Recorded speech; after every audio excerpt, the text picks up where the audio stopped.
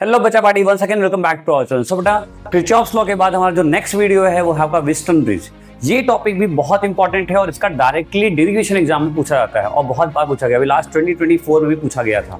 ठीक है, तो बहुत इंपॉर्टेंट है और इसको अगर आप कर लेते हो तो आपके 3 मार्क्स फिक्स हो जाने वाले हैं। कितने मार्क्स? 3 मार्क्स, जो कि बहुत ज्यादा मार्क्स होता है। ठीक है, हमारे बोर्ड एग्जामिनेशन के लिए। तो इस वीडियो में हम आपको डेरिवेशन सिखाने वाले हैं, हम आपको न्यूमेरिकल्स भी सिखाने वाले हैं, तो वीडियो को ध्यान से देखना। चलिए स्टार्ट करते हैं आज का lecture. As you know my name is Abhishek Mishra and let's learn the concept. तो बेटा सबसे पहले देखो बेसिकली व्हिटस्टोन ब्रिज होता क्या है। व्हिटस्टोन ब्रिज एक ऐसा ब्रिज है, एक ऐसा कंसेप्ट है जो हमें ये बताता है कि अगर हमारे पास कोई एक सर्किट कुछ ऐसा है, मान लीजिए हमारे पास कोई एक सर्किट है जो कि कुछ हमारे पास कुछ इस तरह का सर्किट है। लेट अस सपोज करो कि एक कुछ इस तरह का सर्किट है जहां पे इसकी वैल्यू और इसकी वैल्यू और ये 4 रेजिस्टेंस लगे हैं और बीच से एक रेजिस्टेंस पास होता है।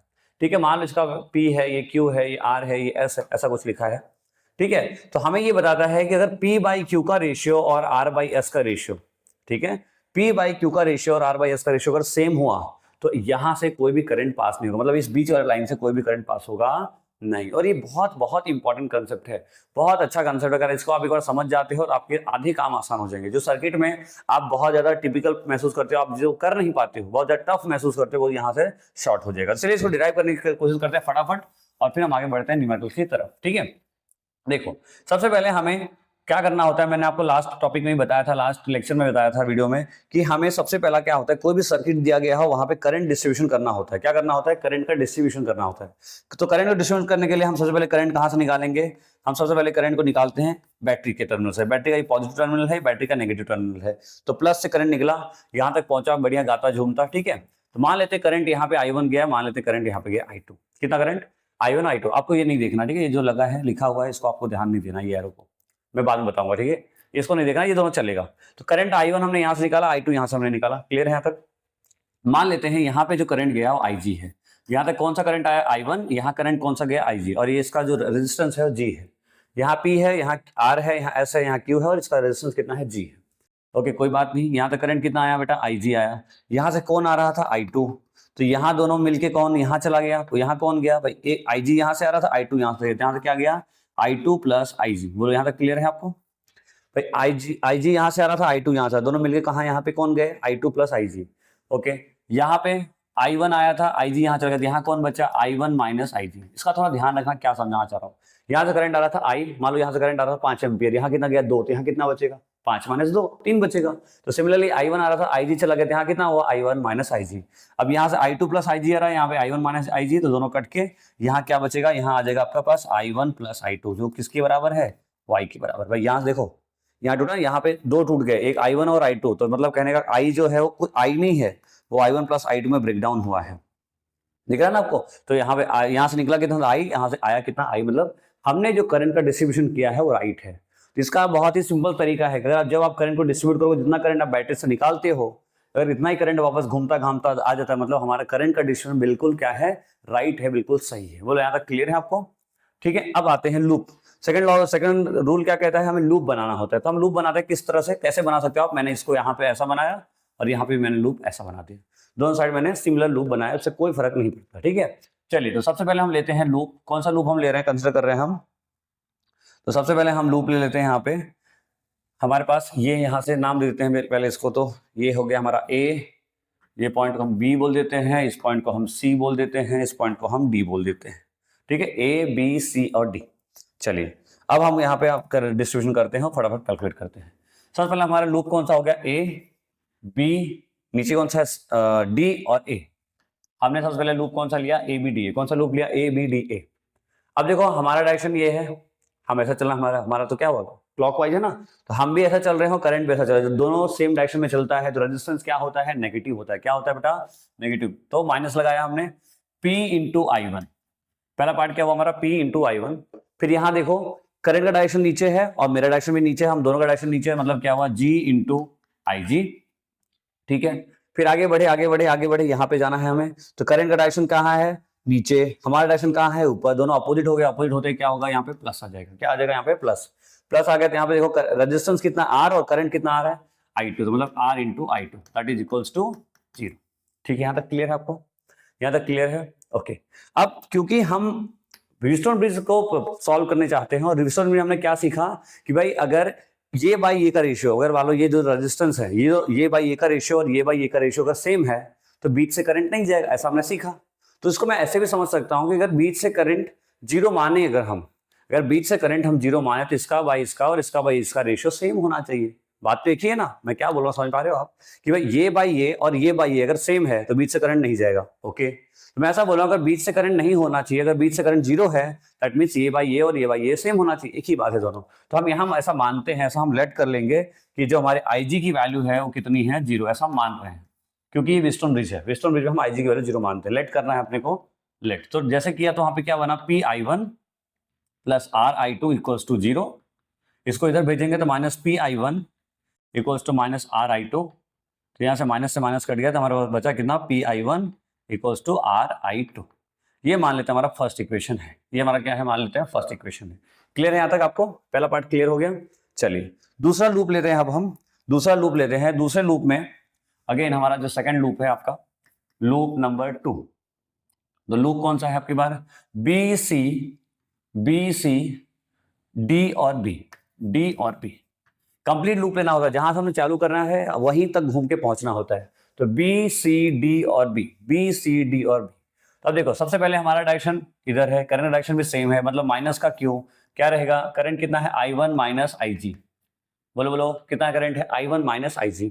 ओके जी, यहाँ पे आगे देखो आप, करंट ऐसे चल रहा है, मैं से आ रहा हूँ, करंट ऐसे चल रहा है, मैं से आ रहा हूँ, मतलब हमारा दोनों का कैसा होगा, अपोजिट है। जब अपोजिट होगा तो क्या लगाएंगे, प्लस। करंट कितना आ रहा है बेटा, बोलो यहाँ से करंट कितना है, I2 प्लस IG, और रेजिस्टेंस कितना है, S, तो कितना होगा, S I2 प्लस IG। बोलो यहाँ तक क्लियर है। आगे बढ़ते हैं, करंट आ रहा है नीचे और हम जा रहे हैं ऊपर, मतलब अब अगेन हमारा अपोजिट है, तो यहाँ पे क्या हो, रेजिस्टेंस कितना है G और करंट कितना है IG, तो ये हमारा हो गया जीरो। तो अगेन हमें क्या मान लेना है, अगेन हमें IG की वैल्यू मान लेनी है जीरो। अगेन हम लेट करेंगे IG will be zero because of Wheatstone bridge. तो हम जीरो मानेंगे तो देखो ये वाला पार्ट जीरो हो गया, ये वाला पार्ट जीरो हो गया और ये वाला पार्ट जीरो हो गया, तो बचा कितना, तो माइनस Q इंटू I1, इधर कितना बचा, plus S into I2 equals to zero. ये पूरा पार्ट जीरो हो चुका है, ठीक है। तो इसको उधर भेजेंगे तो कितना होगा, देखो minus QI1 equals to minus SI2, minus से माइनस कैंसिल आउट हो गया तो क्या बचा, QI1 इक्वल्स टू SI2। ये हमारा हो गया सेकंड इक्वेशन, ये हमारा हो गया क्या, सेकंड इक्वेशन। फर्स्ट और सेकंड इक्वेशन क्लियर हो गया आपको। चलिए अब देखो, अब क्या करना है, दोनों को डिवाइड करना, divide equation 1 and 2, divide equation 1 and 2। तो PI1 upon QI1 is equals to RI2 upon SI2। तो I2 से I2 गया, I1 से I1 गया, क्या बचा फाइनल हमारे पास, P by Q equals to R by S, P by Q equals to R by S। तो P by Q equals to R by S, ठीक है। इसको हम ऐसा भी लिख सकते हैं, तो P बाई R बराबर Q बाई S। एक ही बात है, रेशियो आगे पीछे करना है बस, और कुछ करना नहीं है। तो यही हमें प्रूव करना है, यही हमारा ये व्हीटस्टोन ब्रिज का कंसेप्ट है। क्या कहता है कि अगर बीच से करंट नहीं जा रहा है तो ये बाई ये रेशियो सेम होना चाहिए, या ये बाई ये रेशियो अगर सेम है तो बीच से करंट जाएगा नहीं। तो ये कंसेप्ट बहुत बहुत इंपॉर्टेंट है, बहुत सारे न्यूमेरिकल से चुटकियों में सॉल्व कर देता है ये क्वेश्चन, ठीक है। पहले आप इसको देख लो, एक बार स्क्रीनशॉट ले लो, फिर हम आगे बढ़े, न्यूमेरिकल बताऊं कि कैसे हम इसको अप्लाई कर सकते हैं। ये तो बेसिक डेरिवेशन था, अब इसको अप्लाई कैसे करेंगे उसको हम देखते हैं एक बार। जल्दी करिए, फटाफट लीजिए स्क्रीनशॉट, डन, ओके। अब देखो इसके ऊपर न्यूमेरिकल्स देखो, अब ये बहुत ही कॉम्प्लेक्स सा सर्किट आपको दिख रहा होगा कि यार ये कैसे करेंगे, बहुत टफ दिख रहा है, बहुत ज्यादा नहीं होगा, कैसे होगा इसको सोचना है, ठीक है। तो आज और देखते हैं, सबसे आसान काम है इसको चेक करना। सबसे पहले आप चेक करो क्या ये व्हीटस्टोन ब्रिज है या नहीं है। तो आपको क्या करना होगा, मान लो इसका और इसका रेशियो और इसका रेशियो सेम होना चाहिए। तो आओ चेक करते हैं, लेट चेक करते हैं। तो यहाँ पे क्या है, मान लो 2 बाई कितना है 3 इक्वल्स टू 4 बाई 6। तो 2 2 जा 4 2 3 6, मतलब देखो आप देख सकता है 2 बाई 3 मैच हो रहा है। मतलब क्या है, यहाँ पे हम व्हीटस्टोन ब्रिज बोल सकते हैं, this is a Wheatstone bridge example, ठीक है। तो अब जब ऐसा हुआ तो we can redraw this diagram. कैसे ड्रॉ करेंगे, देखो आपका करंट यहाँ से आ रहा था, यहाँ तक आए, अब एक लाइन इधर गई, पाए तो यहाँ पे आपका I1 है, यहाँ पे एक रेजिस्टेंस है, कितना रेजिस्टेंस है 2 ओम का, ठीक है। फिर बीच से यहाँ पे गए ऐसे, तो कितना ओम का रेजिस्टेंस है, 4 ओम का रेजिस्टेंस है। नीचे ऐसे आए हम, ये हुआ और वापस ये, ये कितना ओम का रेजिस्टेंस है, 3 ओम का रेजिस्टेंस है, कितना ओम का रेजिस्टेंस, 6 ओम का रेजिस्टेंस है, और ये वापस हमारा ऐसा कुछ हो गया, ये हमारा I2 हो गया।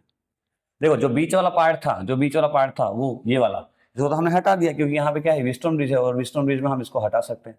तो आप देखो बहुत इजीली दिख रहा है आपको, ये सीरीज हो गया, ये सीरीज हो गया, फिर दोनों को सॉल्व करेंगे। सॉल्व करने के बाद क्या करेंगे हम, देखो कैसे करेंगे, 4 + 2 कितना हुआ, 6। तो यहाँ पे हमारे पास क्या हो गया, इधर 6 ओम, नीचे कितना हो जाएगा, देखो बताओ मुझे, 3 + 6 9 ओम। यहाँ है I1, यहाँ है I2। अब आपके पास ये रास्ते हैं, आप उसको कैलकुलेट कर सकते हो, दोनों को पैरेलल करके सॉल्व कर लो, यहाँ से आपको रेजिस्टेंस मिल जाएगा, I1 I2 की वैल्यू कैलकुलेट करोगे, अपना काम हो जाएगा। तो यहाँ आपके ऑप्शंस दिए गए हैं, 4 ऑप्शंस हैं, आपको बताना है कौन सा राइट आंसर है। क्लियर है, कंसेप्ट क्लियर हुआ आपको, समझ में आ रहा है ना? आप एक बार ट्राई जरूर करना, ट्राई करके कमेंट करना, ठीक है? मैं आपको जरूर बताऊंगा इसका सही आंसर क्या होना चाहिए। अच्छा यहाँ पे एक रेजिस्टेंस भी है, हाँ तो आप कंटिन्यू कर सकते हो, कोई इशू नहीं है। यहाँ पे एक रेजिस्टेंस और भी है हमारे साथ, तो 4 ओम का, तो ये दोनों का पैरेलल हो जाएगा, फिर उसके बाद जो भी आंसर है उसके साथ ये क्या होगा, सीरीज हो जाएगा। तो आपको पता होगा सीरीज पहला तो आपको आता है ना, तो ये काम करना आसान हो गया, ठीक है? यहाँ कंसेप्ट हम ये सीख रहे हैं कि अगर कोई भी कॉम्प्लेक्स सर्किट है तो उसको हम कैसे और इजीली तरीके से कर सकते हैं, तो आपको समझ में आया होगा। तो इसको प्लीज टेक अ स्क्रीनशॉट और ट्राई जरूर करना, ट्राई करोगे तभी सीख पाओगे, नहीं तो कुछ नहीं आएगा, कोई नहीं सिखा सकता, ठीक है? ट्राई करना पड़ता है, ठीक है? चलिए देखो, ट्राई करके आप मुझे कमेंट करेंगे, बहुत इजी क्वेश्चन है, ट्राई करना, ठीक है? चलिए नेक्स्ट क्वेश्चन देखो, नेक्स्ट और लास्ट क्वेश्चन देखो, ये कॉम्प्लेक्स सर्किट है, ऐसे क्वेश्चन आते हैं दिमाग खराब हो जाता है, यार क्या करे, कैसे करे, कैसे करे। तो देखो ऐसे क्वेश्चन के पीछे ना कुछ कंसेप्ट छुपा होता है। तो यहाँ पे ये कंसेप्ट कौन सा है, यहाँ पे वो कंसेप्ट है आपका व्हीटस्टोन ब्रिज। यहाँ पे कंसेप्ट कौन सा है, व्हीटस्टोन ब्रिज। देखो सबसे पहले क्या करना है, कोई भी सर्किट में बैटरी लगा दो खुद से, जिस टर्मिनल के बीच आपसे पूछा है, जिस टर्मिनल के बीच, जैसे यहाँ पे आपको आर इक्विवेलेंट पूछ रहा है किसके बीच में, ए बी के बीच में।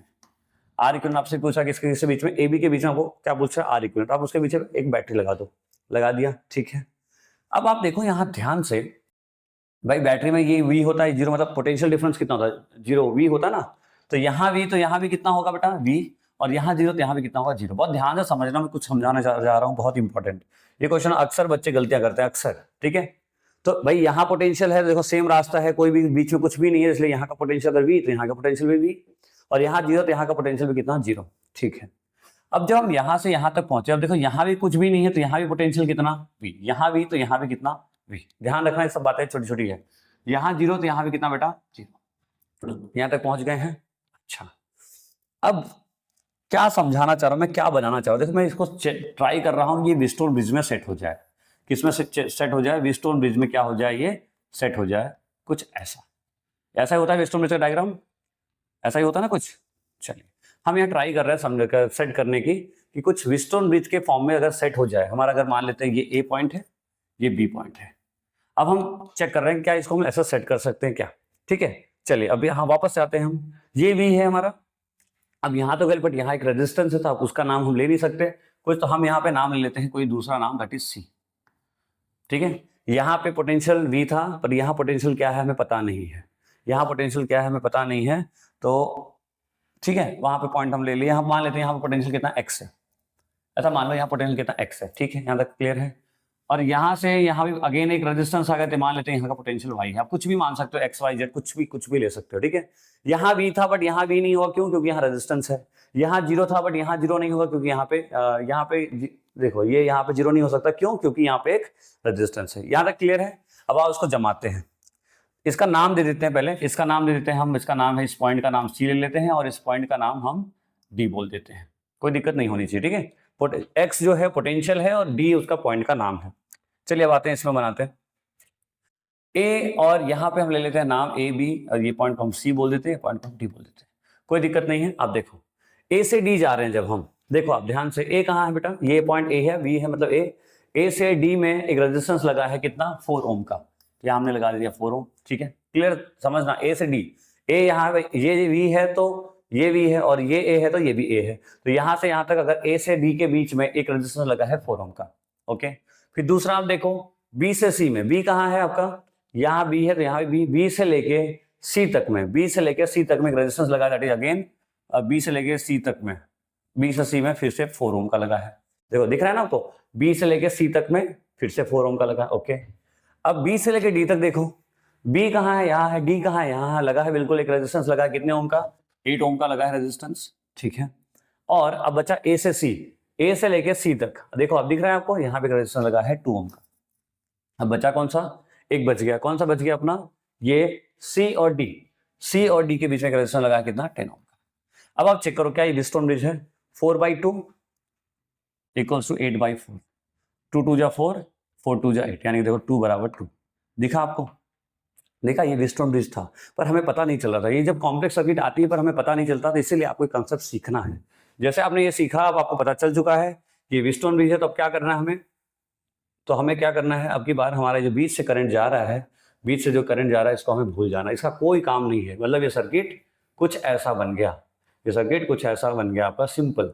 तो 4 8 2 और ये 4, और बाद में आपको इसको सर्किट में जोड़ देना है, और बाद में फिर से सीरीज पैरेलल का जो बेसिक चीज आपको पता ही है उसको आप लगा के इसका वैल्यू आर इक्विवेलेंट कैलकुलेट कर सकते हो। ठीक है, तो कितना हुआ, 8 4 12, 4 2 8, तो 12 इंटू 8 अपॉन 12 प्लस 8 यानी कि 20, 96/20। ठीक है, आप सॉल्व कर लेना इसको। अच्छा 12 और 4 2 6, अच्छा 4 2 6 है, ठीक है, तो 18, तो बार 72/18, 18 4 जा 4, इसका ओम आ जाएगा फाइनल आंसर, 4 ओम इसका आर्गुमेंट है। क्लियर, सिंपल है, कर सकते हो आप, बहुत इजी है ये चीज, तो आपको बेसिक आपको पता होगा। मैं समझाना ये चाह रहा था इसको कैसे हम ऐसे कन्वर्ट करें। ठीक है, तो आई होप आपको क्लियर हुआ होगा। सिंपल क्वेश्चन था, एक हमने इजी क्वेश्चन देखा, एक हमने थोड़ा कॉम्प्लेक्स क्वेश्चन देखा जैसा ये था। ठीक है, आई होप आपको समझ में आ गया होगा। बहुत इंपॉर्टेंट कंसेप्ट है, इसके डेरिवेशन भी एग्जाम में आते हैं, न्यूमेरिकल्स एग्जाम में आते हैं। ठीक है, तो आप अच्छे से मेहनत करके पढ़ो ताकि आपके अच्छे एग्जाम में मार्क्स मिले। ठीक है, तो मिलते हैं नेक्स्ट वीडियो में। अगर आपको वीडियो अच्छी लगे हो तो लाइक जरूर करना और अपने दोस्तों का शेयर करना, और अगर चैनल पे और ऐसे अच्छे से कंटेंट आपको चाहिए तो आप कमेंट कर सकते हो, और उस वीडियो को पाने के लिए आप हमें सब्सक्राइब भी कर सकते हो। तो मिलते हैं नेक्स्ट वीडियो में, तो आप पढ़ाई करते रहिए। All the very best.